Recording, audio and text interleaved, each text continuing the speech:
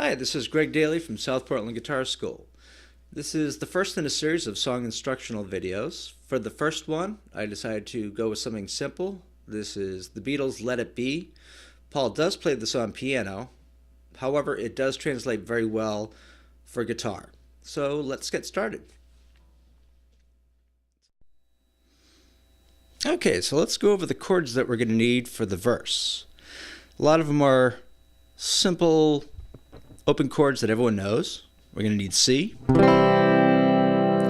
this version of G major, A minor.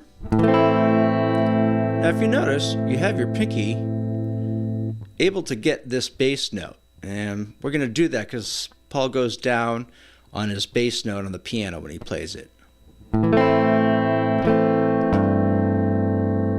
Simple as that. And then we're gonna, this looks kind of like an E. If you're doing E major, we're gonna bring it up a half step, and we're gonna intentionally lean our index finger against the B string, and we're gonna get these three B strings muted, and we get an open E. That ends up being an F major 7. And we're gonna come back and we're going to put our pinky right next to it.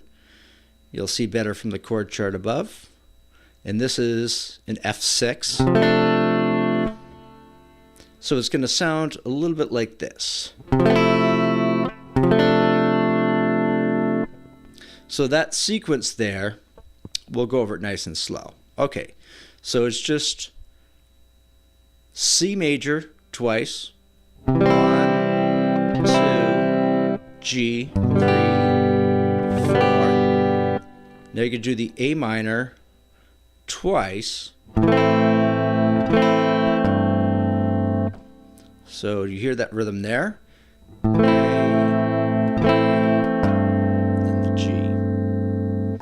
Now our F major 7 to F6. Then we have C again. And this is the turnaround. And don't worry about some funny names for some of these chords, but we have F, just played on these 3 strings. This is C over E. Technically this is, well, it's just you lift your finger off, but it's G sus4, and then C.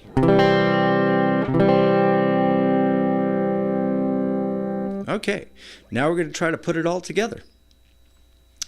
So I'm going to play one round, and you'll see the chord inserts above.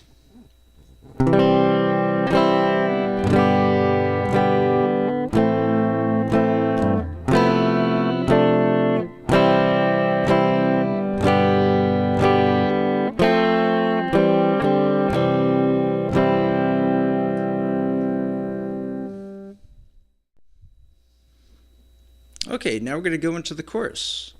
So let's just put up those chord diagrams and go over the chords that we're going to need. Now the first thing we want to understand is going into the chorus, we're coming off of a C major, and the first chord of the chorus is A minor. So he does a little walk down with his bass line on that. Down to B. So C, note B, A minor. Now if we just take our ring finger, we're going to place it on G on the low E string, and we're going to mute the A string, and we get a G6 chord. Okay, now we're going to have a different form of the F major 7. This is going to be no muting of anything, and it's going to have 5 strings instead of the 4. Now we're just going to simply go back to C, and then the next round starts on C again, G, and then the same turnaround that we had in the verse.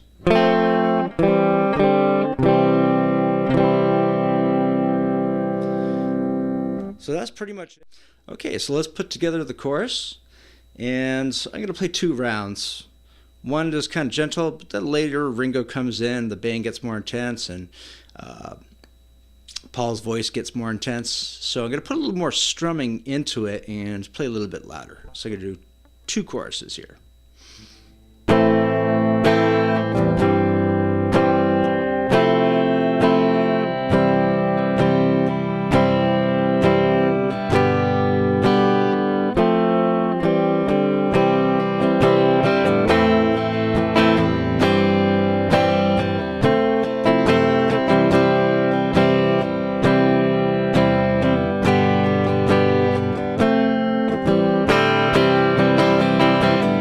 And so on. So that's pretty much it.